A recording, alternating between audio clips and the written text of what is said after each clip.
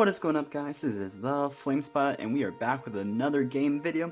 However, as you can see from the title, this doesn't necessarily say paper game. It says, what, cardboard cereal box game?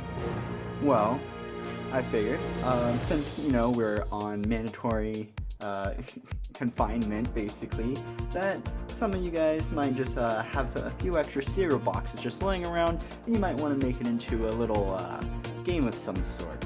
So, although it might be made out of cardboard from a cereal box, I have discussed on the paper game wiki, which, by the way, linked in the Discord, or the Discord is linked below to join that chat. And they said that does classify as a paper game, so we'll call it from that. So, how do we play Rolling Tides? Well, it's actually not that difficult to understand. Keep in mind that this might have been done by someone else, I'm not sure, but I just thought that it would be cool. I thought of this just randomly and I was like, oh, maybe you guys might like it. So, anyways, back to it. Each player only has 3 pieces that they'll actually have to worry about. Technically, okay, there's more than 3 pieces, but there's only 3 characters per se that you have to worry about. Those are the supply train, which I mean it doesn't look as such. If you want, you can actually draw like a little train on it, or you can add a piece of paper to it that looks like a little carriage or something that has food on it or something.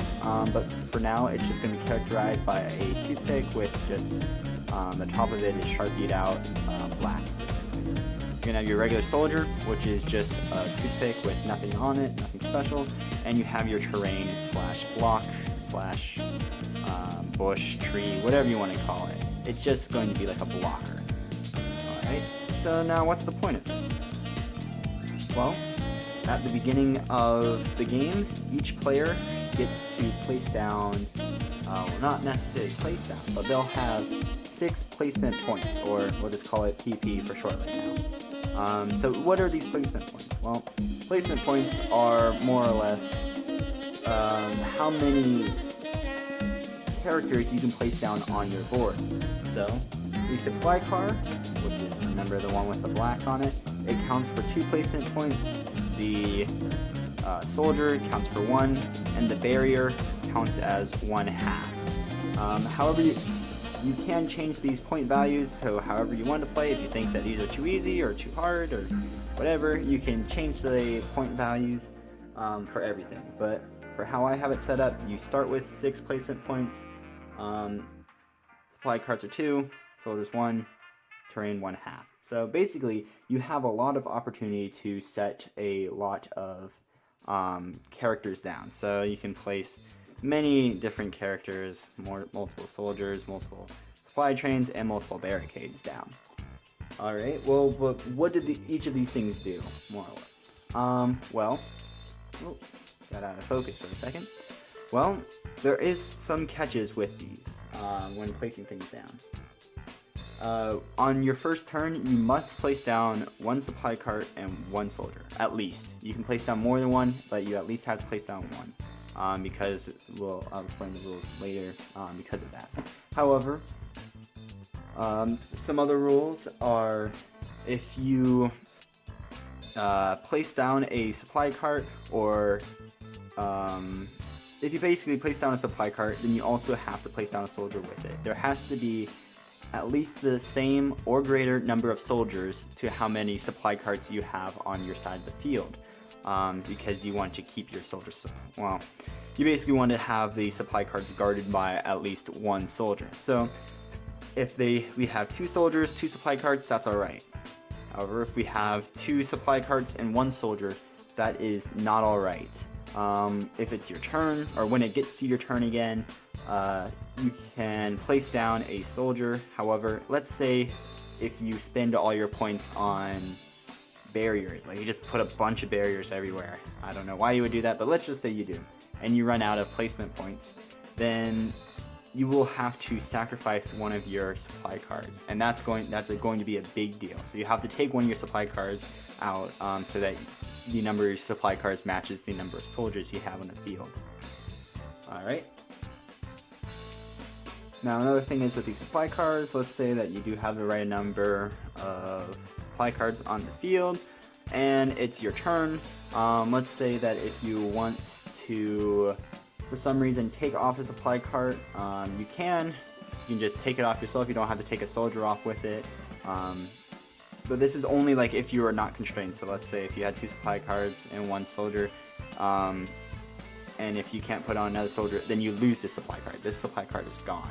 However, let's say if you had 2 soldiers, 2 supply carts, and you wanted to take off 1 supply cart, you can just take it off. However, the next time that you put it back on, it's going to cost another 1 placement point. So it's not. It's going to be a risk type deal if you're going to take them off, because you're technically going to be spending 1 more placement point than you would if you left it on the field. Now, there's like reasons why you would do all of this. For example, we have how to win and how to lose. So if a player loses 10 soldiers, so let's say they have 10 soldiers on here, and by losing I mean, actually, you know what? Alright, so how do the rounds work more or less? Alright, well, like I said, you have your 6 placement points placed on your objects, and then basically that's pretty much the positioning phasing turn. After both players say that they're ready, so both players have their position set up, although I only have 1 player set up right here, there could be another player on this side. Another thing is you don't actually have to use all your placement points. During your turn, you can only use 4 of your placement points. However, none of your excess points will actually, they won't move over to your next turn, so you won't have 8 the next turn. You'll always have 6 every single turn. So after your placing turn, and after both players agree that they are done, then you can figure out who gets to use their action phase first, let's just say. Now this could be done by who's oldest, who's youngest, flip a coin, maybe a previous minigame before this or not. Basically though, whoever goes first, they are going to take a number of marbles equal to the amount of supply carts they have on their field. So, this side they only have 1 supply cart, so they only get 1 marble. So it's like how much ammunition. And what this basically means is that they get 1 marble to roll down the opposite side slope. Now, again, I said I don't have this side done, but let's just say that this side has 1 supply cart. Well, they can move a marble down. Now, what you're supposed to be aiming at, you're supposed to aim at the enemy troops. Here's where strategy comes in, because it affects on whether you win or lose. So basically, if you hit one of the toothpicks, then it counts as a hit and they are automatically out. If, let's just say this barrier was out of the way, and if you roll a marble down and it hits the soldier, bounces off, then hits the supply cart, then both of those will be out. The advantages of having a barrier is if it hits the barrier at all, and you'll have to be truthful with this, like whenever you're actually rolling this down, and both sides will have to pay attention. If the marble hits the barrier at all, it doesn't even have to be caught, then this marble is more or less inactive. Let's just say it blows up. So even if it hits it and keeps on moving forward, well, it doesn't want to.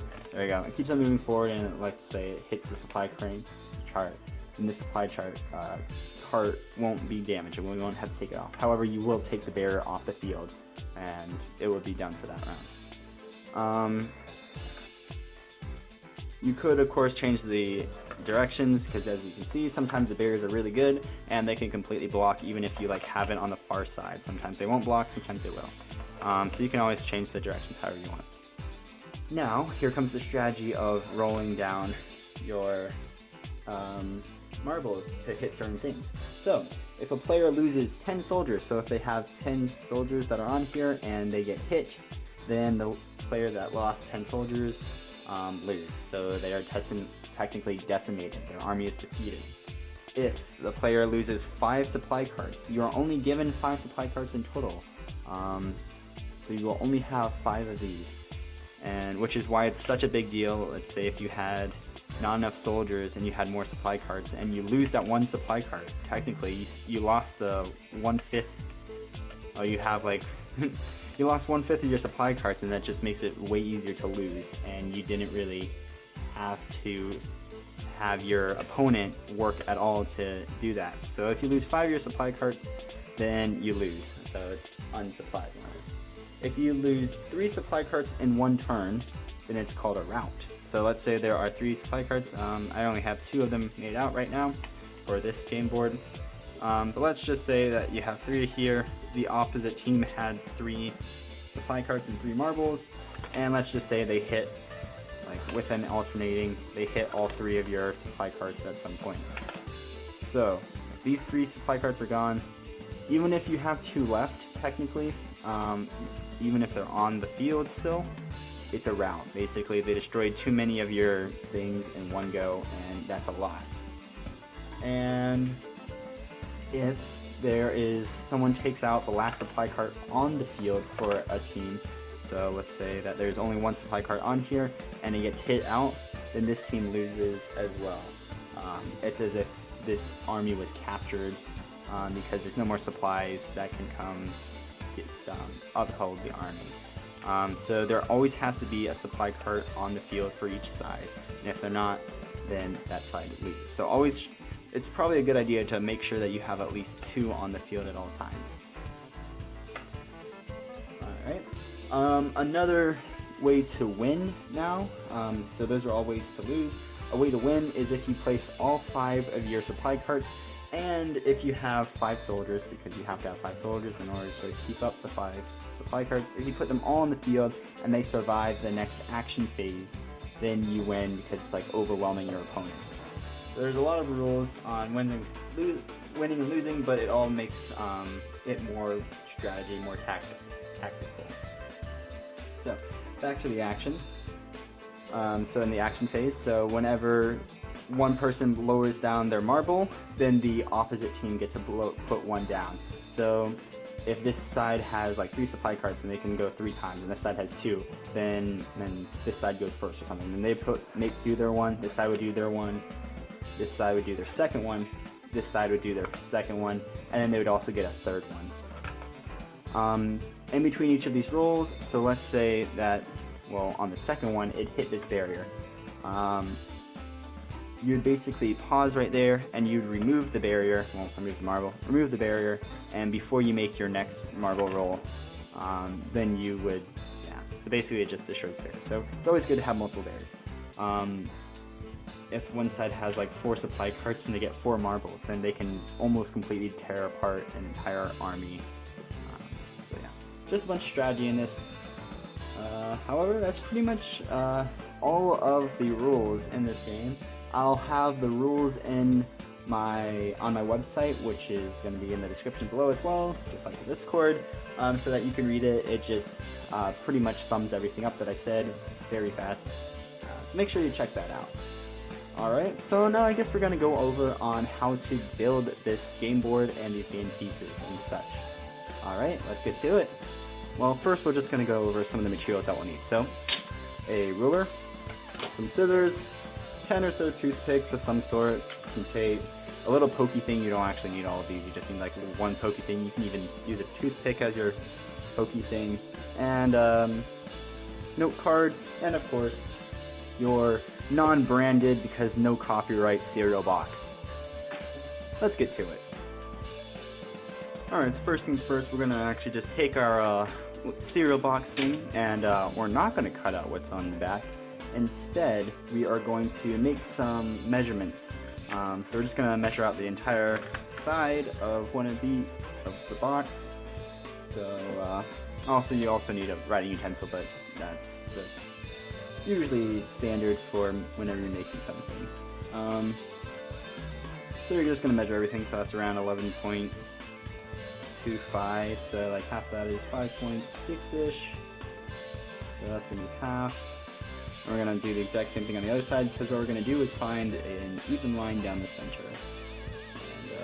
And use that.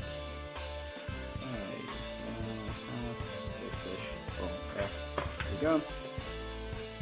We're going to need a center point. Yeah, ruler. Therefore, I shall use my other ruler. Make sure to always have multiple rulers, folks. You never know if you're gonna have to mess one up. Alright, so now that we have that little central line right there, we're actually going to take your scissors and cut basically the side. Don't cut, so it's going to be like this. We're going to like cut a line up the box that's on the inside, so make sure to keep these sides intact. Also, you know, the box is usually like put together like that. It's just easier to undo it for now and do all the steps. And we'll reseal it back together at some point.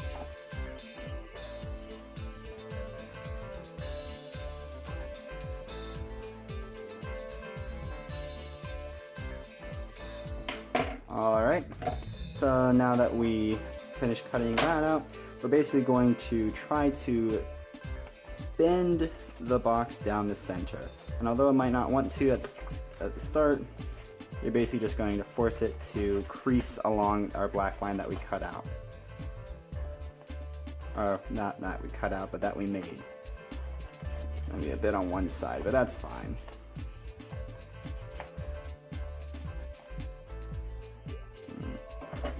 Cut this a bit further. Didn't actually cut as far as I thought I did.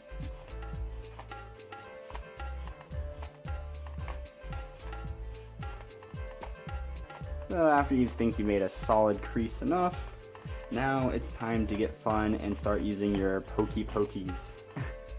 Your sharp object, that whatever you use. So spin the wheel, and I'm just gonna take one of these blue ones. This is like a little pen for sewing stuff. It's not an actual needle, but it is. So what we're going to do is poke in 15 holes on each side. Now technically you can do this whenever you're making the game. You can like talk with your friend or family member where you want the holes to go. All of these are going to play into strategy later on. However, if it's probably your first game that you're making that's like this, I just recommend going 5 in the back evenly, then 4 between those, and then 5 again, which is like in line with the first 5. You'll see, so I'll just fast forward this section up. They don't actually have to be even or perfect, but also watch your fingers whenever you're going through here, because I'd rather you not stab yourself at some point. Quick tip, when you put the needle thing in, just spin it around a little bit. You want to actually get a pretty decent sized hole.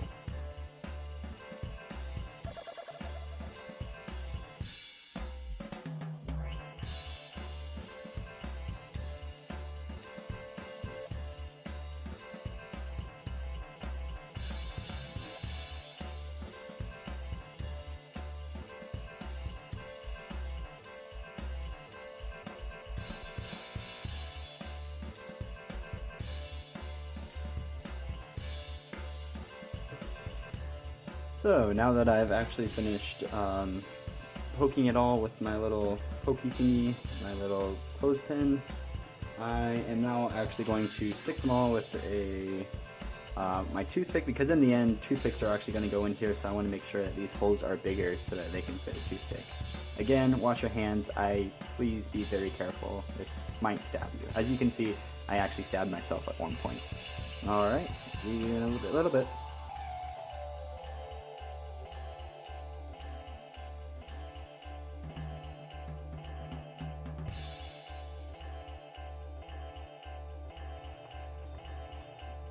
Alright, so now that we're back, I'm just going to put this toothpick back away, and we're basically almost done with the arena. All we have to do now is just seal the ends, and this is going to be easy since, you know, cedar boxes are like, they have fold pieces everywhere. All we're going to do is lift one of the bottoms or tops flaps up, lift the inner flaps in on both sides, and lift the bottom flaps up within it. And then we're just going to tape down this area right here on the outside and on the inside as well. Now you can just use regular tape or duct tape, it doesn't matter. Any tape should be able to stick it, so let me do that with all sides.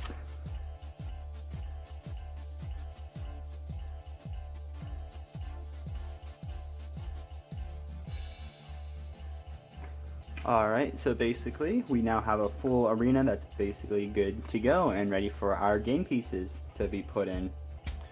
We are basically going to be done with the tape and not yet the Sharpie, but yep. So let's go start making our game pieces. So we have 5 toothpicks, 5 for each team. It doesn't actually matter whether they're colored or not. You can draw them in with a Sharpie or just dot them even, or you don't even have to color them at all. It doesn't really matter. So we're actually going to cut all of these toothpicks into 3 separate parts. I figured that 3 still works with the game, and just trying to conserve toothpicks in case you need them for something else. Now the goal here is to actually not cut it with the scissors. You just want to make a little indent and just tear it like that, unlike what I just did. So now let's get back to it.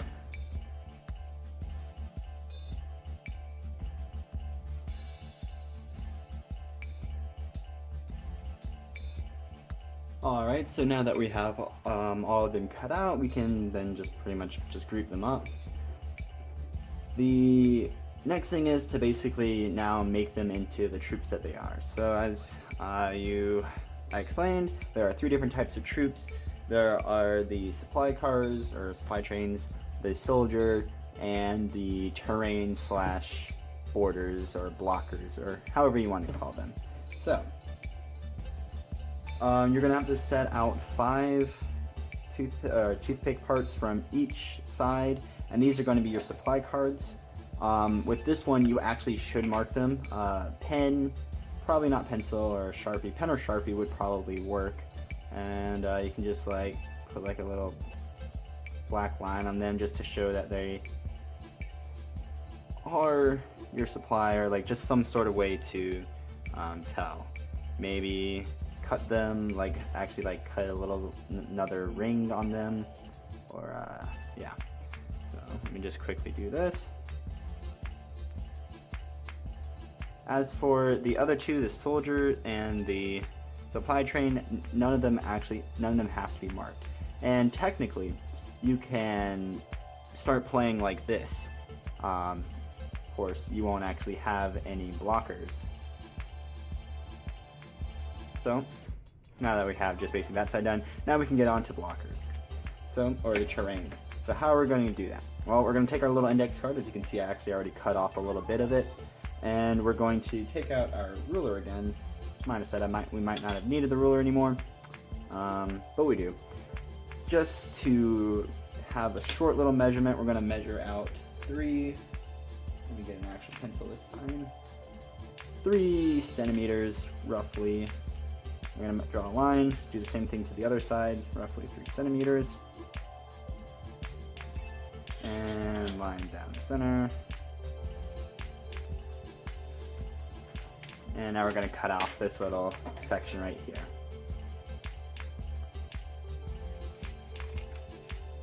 We won't need the little top square since it's too big and it would be unfair. But basically what we have left now are going to be our little blocking, defending things. So these are all 3 centimeters. What you can do if you want, whenever you make your blockers, you can bend them however you want. You can make them even. You can like put 1 centimeter on each side, or you can have a V or something. It might be hard to do a V since you won't be able to attach it onto one of the toothpicks, but you can try very close to that. And you can just shape them however you want, however you think it would be best to block. So you can just cut all of these off, and yeah. So whenever you want to play a blocker, you can just take one of these little strips of paper right here. Let's just divide it into rough thirds, like that. You're gonna get a small piece of tape, a very small piece of tape. Fold the tape in on itself. Ooh, I did very bad on that. So that you have a front and back side. Put one side on the back of the paper, and then put the other side on one of the unmarked already for the supply train pieces of toothpick. And basically that is your blocker. It might look a little sketchy, but as you saw from the example, they can block full marbles whenever you're actually putting them, rolling them down the ramp. So we'll make a few of these, probably 5 for each side. I'll make 5 blockers. I'll write the other 5 supply trains, and then I'll be back with you with the completed game again.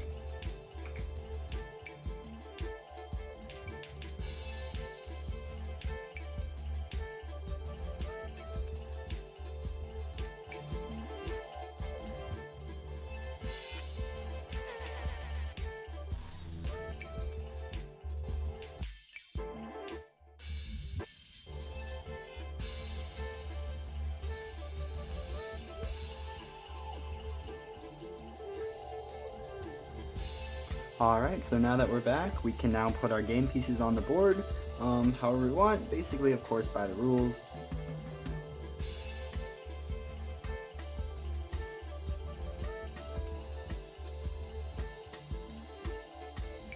And so now you can play. Better to use a lighter marble as before, and perhaps you can stop it. Hope you guys have some fun during this paper game. I can show some more demonstrations maybe later if you guys ask in the comments. However, this is going to be the Flamespot, signing out.